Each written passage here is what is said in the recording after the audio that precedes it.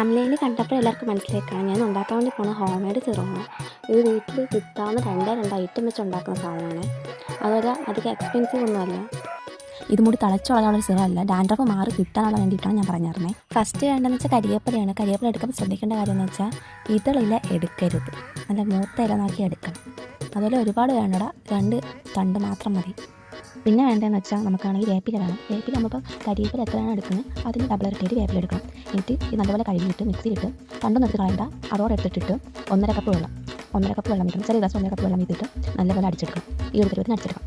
എന്നിട്ട് ഈ സംഭവം എടുത്ത് നമ്മൾ ആദ്യമേ ഇളക്കി കൊടുക്കണമെന്നില്ല, തിളച്ച് വരുമ്പോഴത്തേക്കും ഇളക്കി കൊടുക്കണം. നമ്മളിപ്പോൾ 1.5 കപ്പ് വെള്ളമാണല്ലോ വീറ്റ് ചെയ്ത്, അത് 1/2 കപ്പ് ആണാതെ വറ്റിച്ചെടുക്കണം.